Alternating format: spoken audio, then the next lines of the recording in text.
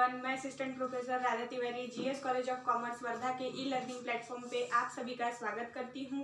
पिछले वीडियो में हमने लीडरशिप स्किल के बारे में अध्ययन किया है, नेतृत्व कौशल को पहचाना है, समझा है।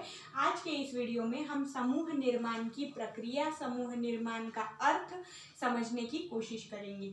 सबसे पहले समूह निर्माण माने टीम बिल्डिंग क्या होता है। तो जब नेतृत्व कौशल, ये दोनों चीजें एक दूसरे से जुड़ी हुई है, क्योंकि जब समूह का निर्माण किया जाता है तो उस समूह को क्रियान्वित करने के लिए एक नेतृत्व होना चाहिए, एक नेतृत्व करने वाला व्यक्ति होना चाहिए। लेकिन अब नेतृत्व को समझने के बाद समूह निर्माण क्या है, तो समूह निर्माण का तात्पर्य होता है कि जहां एक ही उद्देश्य को मद्देनजर रखते हुए अलग अलग क्षमताओं वाले, अलग अलग बुद्धि कौशल वाले, अलग अलग जो हम जिसको सॉफ्ट स्किल और हार्ड स्किल कहते हैं, ऐसे अलग अलग स्किल्स को एक्वायर किए हुए, अपने पास रखे हुए जो लोग हैं, इन्हें जब एकजुट किया जाता है, एक संघ किया जाता है, तो उसे समूह निर्माण कहा जाता है या टीम बिल्डिंग कहा जाता है। अब जैसे टीम बिल्डिंग को हमें समझना है, तो सबसे पहले यहाँ पे जो टीम एक शब्द बनता है अंग्रेजी में, उसके जो यहाँ आद्याक्षर है, जो या इनिशियल वर्ड्स है, उनके आधार पे यहाँ मैंने एक परिभाषा बनाई हुई है समूह निर्माण की, या समूह कैसे काम करता है उसकी। तो सबसे पहले टीम में 4 अंग्रेजी शब्द आते हैं, TEA और M। तो T स्टैंड्स फॉर टुगेदर, माने उसको हिंदी में हम कहेंगे साथ साथ रहना। उसके बाद E स्टैंड्स फॉर एवरीवन, माने प्रत्येक व्यक्ति, हर एक व्यक्ति। A स्टैंड्स फॉर अचीव, माने प्राप्त करना, और M स्टैंड्स फॉर मोर, माने अधिक। अब ये जो यहाँ पे अर्थ निकला है हिंदी का, ये थोड़ा हौच-पौच हमें दिखाई पड़ता है, मतलब थोड़ा जिसको हम बोलेंगे कि उसकी कोई एक सीधी और साफ परिभाषा नहीं बन रही, तो इसको उल्टा सीधा करके या कभी ये पास में लेके या इसको बाद में लेके हम क्या एक परिभाषा बना सकते हैं। तो इस टुगेदर, एवरीवन, अचीव और मोर के हिंदी आद्याक्षरों से या हिंदी अनुवाद से एक परिभाषा यहाँ बनाई हुई है कि समूह निर्माण अर्थात साथ साथ मिलकर प्रत्येक द्वारा अधिक प्राप्त करने का प्रयत्न करना होता है। अब देखिए, ये हर एक शब्द आपको वहां पे नजर आएगा। क्या है समूह निर्माण? तो समूह निर्माण है कि साथ साथ मिलकर, मतलब साथ में आइए। जैसे 5 उंगलियां अगर अलग अलग है, 1 2 ऐसा काम कर रही है, तो कुछ काम नहीं हो पाएगा। लेकिन वही अगर मुष्टिका प्रहार आप किसी पे करते हो, तो आगे वाला व्यक्ति पूरा लुढ़क जाएगा।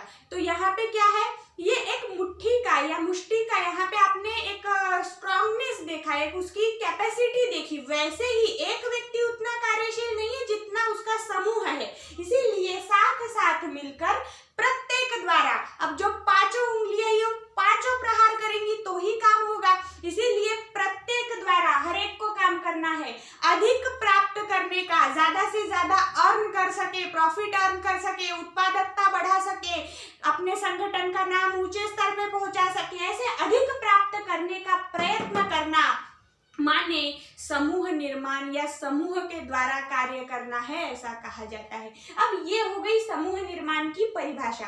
अब समूह निर्माण के स्तर हम देखेंगे सबसे पहले कि स्टेजेस ऑफ टीम बिल्डिंग क्या होता है। तो सबसे पहले जिन व्यक्तियों का चयन एक समूह के लिए किया जाता है, वो सबसे पहले स्तर पे विचार करता है कि मैं यहाँ क्यों हूँ, मतलब इस ग्रुप में, इस समूह में मैं क्यों हूँ। फिर मैं क्यों हूँ इसका जवाब खोजता है, तो ये पहली स्टेज है। उसके बाद वो सोचता है कि क्या मैं इन लोगों के साथ काम कर सकता हूँ, मतलब जिनके साथ मेरा समूह बनाया गया है, क्या मैं उनके साथ काम कर सकता हूँ। पहला स्टेज क्या है, मैं इस ग्रुप में क्यों हूँ, इस समूह में क्यों हूँ। दूसरा क्या है कि क्या मैं इन लोगों के साथ काम कर सकता हूँ, या क्या हम साथ साथ काम कर सकते हैं। तीसरा स्तर क्या होगा कि हम साथ काम कर सकते हैं क्या, और उसके साथ साथ किस प्रकार से, कैसे काम कर सकते हैं साथ साथ। फिर चौथा स्तर समूह निर्माण का आगे बढ़ता है। फिर वो सोचते हैं कि इस विशेष प्रणाली पर जिसका चयन किया गया है, इस चयनीकृत प्रणाली पर क्या मैं इन लोगों के साथ, मेरे समूह के अन्य व्यक्तियों के साथ काम कर सकता हूँ। फिर चौथे स्टेप पर पहुंचते तक वो समूह के व्यक्ति इतने परिपक्व हो जाते हैं, इतने वो मतलब एक दूसरे से हर चीज साझा करना, हर एक दूसरे से आदान प्रदान करना, विचारों का मिलकर काम करना और कार्य को सफलता तक पहुंचाना, यहाँ तक का चौथा स्तर ले जाता है। उसके बाद पांचवा स्तर हुए सोचते हैं, क्योंकि समूह बहुत अच्छा बन चुका है अब, तो क्या मैं किसी अन्य काम पे अपने इसी समूह के साथ काम कर सकता हूँ। मतलब पहली स्टेज पे जो व्यक्ति सोच रहा था कि मैं यहाँ क्यों हूँ, आज वही सोच रहा है कि इसी समूह के साथ क्या मैं अन्य काम भी कर सकता हूँ। तो ये समूह की सफलता दर्शाती है, ये समूह का उद्देश्य के प्रति समर्पण दर्शाता है, ये समूह का अच्छा काम करने का एक प्रमाण पत्र माना जाता है कि समूह के लोग एक दूसरे के साथ अन्य काम करने के लिए भी तत्पर है। तो ये हो गए समूह के या समूह निर्माण के स्टेजेस, कि किस स्टेज पे व्यक्ति जुड़ते जाते हैं, क्या सोच उनकी होती है और समूह का स्तर बढ़ता जाता है, ये हमने अभी देखा। उसके बाद हम देखेंगे समूह निर्माण का महत्व। अब समूह निर्माण का महत्व क्या है, तो सबसे पहला महत्व यहाँ लिखा है विश्वास निर्माण। अब केवल 3 आपको दिखाई पड़ रहे होंगे, उसके बाद के मैं ऐसे ही ओरली आपको समझाऊंगी। पहला है विश्वास निर्माण। अब जैसे मैंने ये उंगली और मुट्ठी का आपको उदाहरण दिया, तो जैसे हमारी ये मेरे शरीर का एक हिस्सा है, ये हाथ, ये पंजा, लेकिन ये पांचों उंगलियां जब एक जैसी नहीं है तो एक समूह में काम करने वाले 5 लोग क्या एक जैसे होंगे? बिल्कुल नहीं। तो इसीलिए जैसे ये अलग अलग कार्य के लिए अलग अलग उंगलियां यहाँ पे, और जब ये साथ आ जाती है तो मुट्ठी बन जाती है, सेम ऐसे ही भिन्न भिन्न कौशल्यों, भिन्न भिन्न गुणों, भिन्न भिन्न विशेषणों के साथ आने वाले लोगों को उनके मतलब क्षमताओं के आधार पे कार्य देकर जब उन्हें एकीकृत किया जाता है, तो ऐसे परिस्थिति में बहुत बार होता है कि जो मेरे पास कौशल है, जो मेरे पास विशेषण है, जो मेरे पास गुण है, उसके आधार पे मुझे कभी घमंड हो जाए, अहंकार की भावना मेरे मन में आ जाए, तो ऐसे परिस्थिति में समूह टूटने का डर रहता है करके समूह निर्माण का तात्पर्य ही ये है कि लोगों को जब जोड़ा जाए तो केवल लोग ना जुड़े, बल्कि उनके विचार एक साथ जुड़ने चाहिए, उनकी मानसिक क्षमताएं एक साथ जुड़नी चाहिए और जिससे विश्वास निर्माण होना चाहिए। ये समूह निर्माण के पीछे का तात्पर्य माना गया है। उसके बाद है मतभेद दूर करने में सहायक। अब जैसे मैंने कहा कि अहम आ जाए, अगर न्यून गंड आ जाता है कि ये व्यक्ति ऐसा ही करेगा, ये कभी नहीं सुधर सकता, मतलब उसने क्या है, पूर्वाग्रह बना लिया उस व्यक्ति के लिए कि ये कभी भी सही काम नहीं कर सकता, हमेशा बोलेगा तो मेरे खिलाफ ही बोलेगा। ऐसी जब कभी भावनाएं उद्दीपित होने लगती है तो मतभेद बहुत ज्यादा बढ़ जाते हैं, और ऐसे परिस्थिति में समूह के लोगों का काम है कि मतभेद दूर करें और समूह को अच्छे स्तर पे पहुंचाने के लिए निरंतर कोशिश करे, तत्परता दिखाए। उसके बाद का महत्व है संवाद कौशल संवर्धन।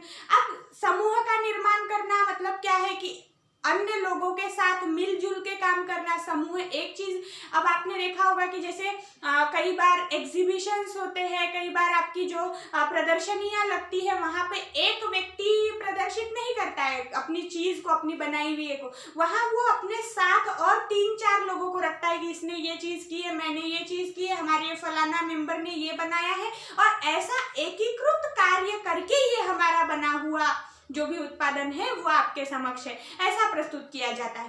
तो जब यहाँ पे विचारों का आदान प्रदान हो रहा है, सोच एक दूसरे की लेके उसके हिसाब से काम किया जा रहा है, उसके अलावा कोई अगर कम है तो जो ज्यादा वाला है वो उसको उठाने के लिए उसका भी मदद करने की कोशिश कर रहा है, तो इन सभी परिस्थितियों में संवाद कौशल संवर्धन होता है, क्योंकि संवाद के आधार पर ही ये सब बातें की जाती है। इसके अलावा जो पॉइंट है वो है उत्पादन बढ़ाना। अब समूह बन चुका है, जैसे मैंने समूह के अंतिम स्तर में आपको क्या बताया कि क्या हम और कोई अच्छा काम कर सकते हैं, मतलब यहाँ पे कार्य करने की उनकी भावना बहुत ज्यादा उद्दीपित हो जाती है, स्ट्रांग हो जाती है, सक्षम हो जाती है, तो जिससे संगठन को उत्पादन बढ़ाने में भी वहां पे मदद होती है। उसके बाद का पॉइंट है प्रेरणा प्रदान करना। अब समूह में एक नेतृत्व करने वाला व्यक्ति होगा, बाकी के अधीनस्थ होंगे, या समूह में सब साथ में काम करते हैं, ऐसा भी हम बोल सकते। तो अधीनस्थ और वरिष्ठ की भावना न रखते हुए हम ये बोल सकते कि कोई प्रखर बुद्धिमत्ता का है और कोई उसके बुद्धिमत्ता को मदद करने वाला है।